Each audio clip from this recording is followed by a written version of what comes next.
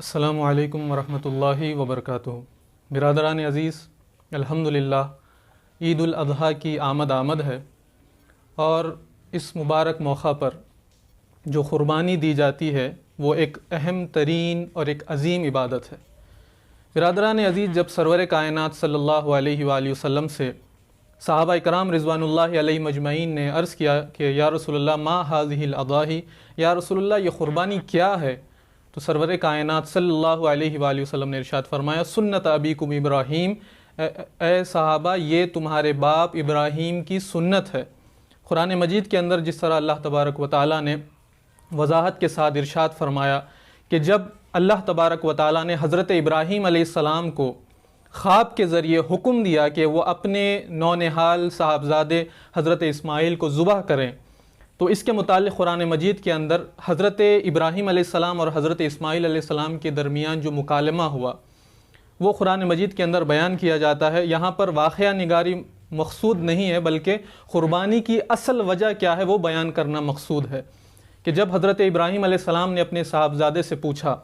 کہ یا بنیا انی ارا فی المنام انی اذبحک فانظر ماذا تری قال یا ابا تفعل ما تؤمر ستجدنی ان شاء اللہ من الصابرین۔ ابراہیم علیہ السلام نے اپنے صاحبزادے سے پوچھا کہ اے اسماعیل، میں نے خواب میں دیکھا ہے کہ میں تجھے ذبح کر رہا ہوں، بتا تیرا کیا کہنا ہے، بتاؤ تم کیا کہتے ہو اس معاملے میں؟ تو قربان جائیے اس نونہال شہزادے حضرت اسماعیل کے اس جواب پر کہ وہ فرماتے ہیں یا ابتی افعل ما تؤمر ستجدنی ان شاء اللہ من الصابرین، اے میرے باپ، اے بابا جان، جس چیز کا حکم آپ کو دیا گیا ہے آپ اسے کر گزرے، انشاءاللہ میں صبر کرنے والا ہوں، آپ مجھے صبر کرنے والا پائیں گے۔ تو جب حضرت ابراہیم علیہ السلام حضرت اسماعیل علیہ السلام کو ذبح کرنے لے جاتے ہیں اور اپنی آنکھوں پر پٹی باندھ کر اپنے شہزادے کو، اپنے اس نونہال شہزادے کو ذبح کرنے لگتے ہیں، تو اللہ تبارک و تعالیٰ جبرائیل علیہ السلام کو حکم دیتا ہے کہ جنت سے ایک دمبا لا کر حضرت اسماعیل کی جگہ پر رکھ دیا جائے، اور جب وہ ذبح کرنے لگتے ہیں حضرت ابراہیم اپنے شہزادے کو فقط حصول رضائے الہی کی خاطر، اللہ تعالیٰ کی خوشنودی اور رضا کی خاطر اپنے شہزادے کو جب ذبح کرنے لگتے ہیں تو حضرت جبرائیل علیہ السلام ایک دمبا رکھ دیتے ہیں اور دمبا ذبح ہو جاتا ہے اور حضرت اسماعیل علیہ السلام صحیح و سالم رہ جاتے ہیں۔ تو یہاں پر قربانی کے اصل مقصد کو سمجھنے کی ضرورت ہے کہ حضرت ابراہیم علیہ السلام نے فقط اللہ تعالیٰ کی خوشنودی اور رضا کی خاطر اپنے شہزادے کو قربان کرنے کے لیے تیار ہو گئے، اور اسماعیل علیہ السلام خود اپنی جان اللہ تعالیٰ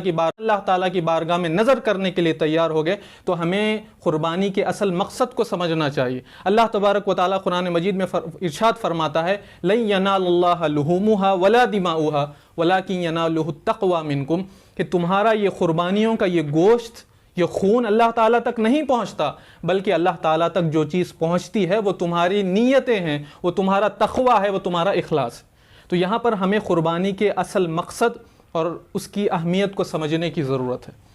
برادران عزیز، جب حضرت ابراہیم علیہ السلام اللہ تعالیٰ کے حکم پر اپنے شہزادے کو ذبح کرنے کے لیے تیار ہو گئے، تو آج تو ہمیں اپنی اولاد کو ذبح کرنے کا حکم نہیں دیا جا رہا، بلکہ ہمیں چاہیے کہ اس قربانی سے ہم سیکھیں، قربانی سے حضرت ابراہیم کی، اس قربانی سے حضرت اسماعیل کی، اور اس قربانی سے ہمیں سیکھ لینا چاہیے اپنی زندگی میں کہ اللہ تعالیٰ نے جن احکام ہم پر فرض قرار دیا ہے، اللہ تعالیٰ نے جو چیزیں ہم پر فرض قرار دی ہیں اس پر ہم عمل کریں، اور جن چیزوں سے اللہ اور اس کے رسول نے قرآن اور احادیث میں ہمیں جن چیزوں سے روکا ہے ان چیزوں سے ہم دور رہیں۔ برادران عزیز، وہ لوگ جو صاحب استطاعت ہونے کے باوجود بھی قربانی نہیں دیتے، ان لوگوں کے متعلق حضور پاک صلی اللہ علیہ وآلہ وسلم نے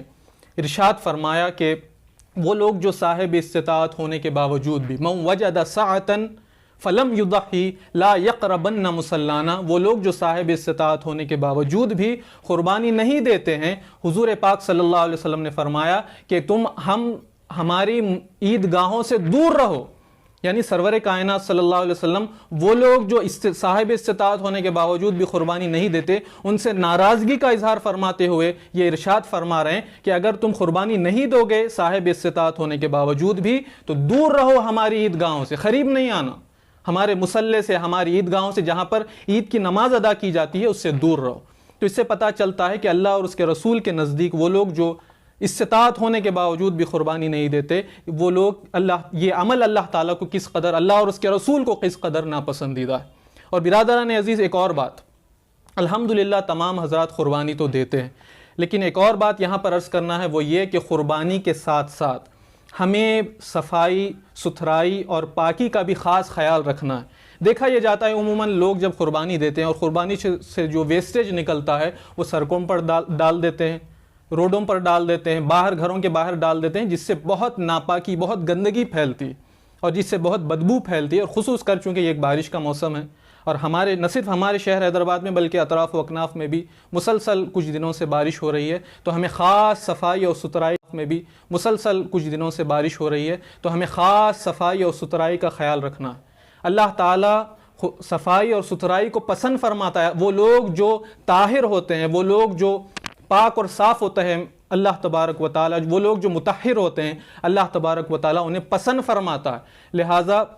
جہاں قربانی اللہ اور اس کے رسول کی خوشنودی حاصل کرنے کا ذریعہ ہے، تو دوسری طرف